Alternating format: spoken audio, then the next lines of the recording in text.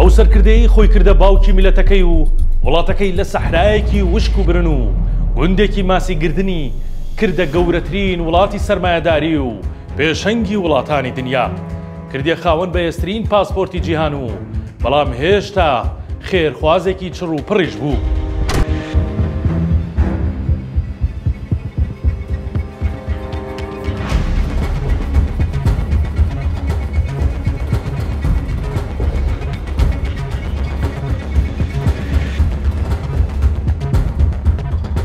ئەو شێخ زاید بن سوڵتان ئال نەهیانە، خاوەنی دەوڵەتە حەوت شانشینیەکە.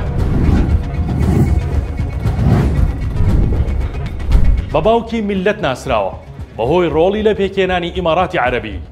شێخ زاید بن سوڵتان ئال نەهیان یەکەم سەرۆکی ئیمارات بوو لە دوای پێکێنانی ئیمارات لە 2 کانونی 1970ەوە لەم پۆستەدا بوو تاوەکو ساڵی 2004. لە ساڵی 1966 تا 2004 وەک فەرمانڕەوای میرنشینی ئەبوزەبی و ئیماراتی عەرەبی کاری کردووە.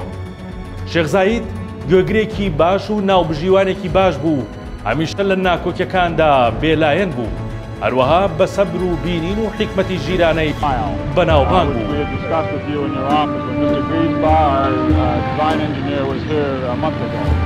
But he felt he must give everything to his people now, because they'd had nothing for so long. As we were going down, of course it'll change everything. Zaid's told me that too. The first thing to go, he said, would be the Arab's love for his camel.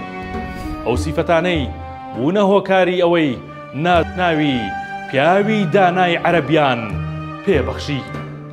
دیدگاکەی وای کرد ئیمارات ببێتە دووەم گەورەترین ئابووری کەنداوی عەرەبی لە دوای سعودیە و سێم گەورەترین ئابووری لە ڕۆژهەڵاتی ناوەڕاستدا.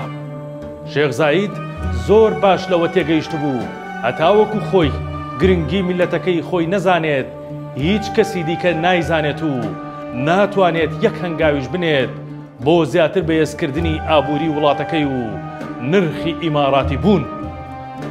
شێخ زاید هەمیشە بە داکۆکی کارێکی سەرسەختی ژنان ناسراو بوو.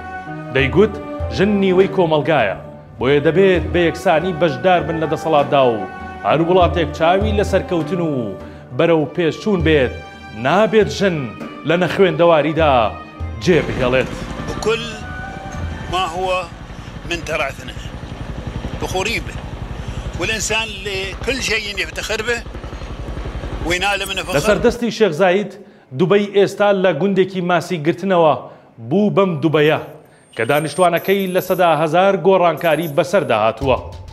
لە ساڵی 1966 دوای نزیکەی 30 ساڵ گەڕان بە دوای نەود و گازدا، نەوت لە دەریاوە لە دوبەیەوە دۆزرایەوە. داهاتی نەوت دەستی بە ڕژانی شارەکە کرد و دەرگاکانی بۆ سەردەمێکی نوێی گەشەسەندن کردەوە. He's an Arab sheikh who was born in an old Arabia and will die in a new one. He worships Allah, loves the desert, and is one of the richest men in the world. His name is Zaid.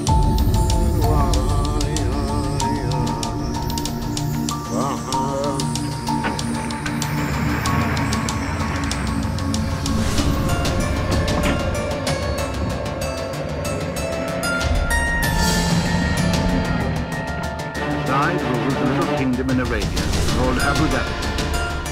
دوبەی حەزی دەکرد داهاتی نەوت بەکار بهێنێت بۆ بەرهێنان بە شێوەیەکی سەرەکی لە ژێرخانی شارەکەدا. ئابووری نەوتی نوێ لە گۆڕینی نەخشە و تەلارسازی شارەکانی دوبەی خۆی دەرخست. بەشداری کرد لە گەورە شارە مۆدێرنەکەی کە ئەمڕۆ دەیناسین. ئەم گۆڕانکاریە چ لە ڕووی فیزیکی و چ لە ڕووی کاتەوە لە نێوان دوو بەندەری بازرگانی شارەکەدا ڕوویدا، بەندەری ڕەشید لە باکوور و جەبەل عەلی لە باشوور. بە درێژایی شەقامی شێخ زایدی ئەمڕۆ کە نزیکەی 40 کیلۆمەتر درێژە و دوو سەرەکەی بە یەکەوە دەبەستێتەوە.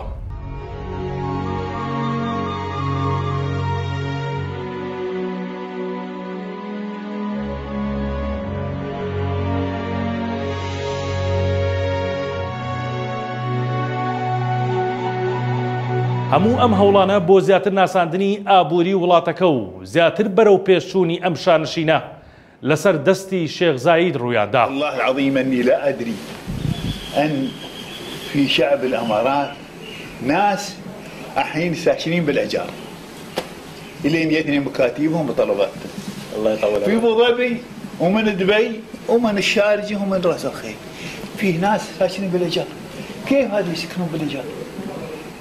كيف يحق للحاكم انه يخلي مواطن يسكن بالايجار؟ وەک دەیگوت پێشتر دەیانگوت کشتوکاڵ هیچ داهاتوویەکی نییە لە ئیمارات، بەڵام بە نیعمەت و ئیرادەی زێڕین ئێمە سەرکەوتوو بووین لە گۆڕینی ئەم بیابانە بۆ خاکێکی سەوز و ئابووری سربەخۆ.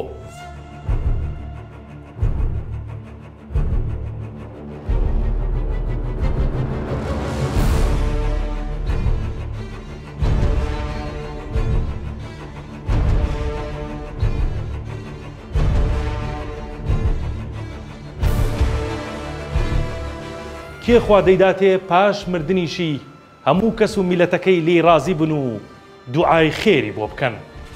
لە دوایەوەی شێخ زاید بن سوڵتان ئال نەهیان لە کۆتایەکانی 80 ساڵی تەمەنیدا بوو، نەخۆشی شەکرە و گورچیلەکانی بەرۆکیان پێگرت و بەریان نەدا، تاوەکو دایان بە ئەرزدا و بە چاوی داخرا و لە لووتکەی ئارامیدا لە ناو میلەت و کەسوکاریدا لە مزگەوتی گەورەی ئەبوزەبی کۆچی دوایی کرد.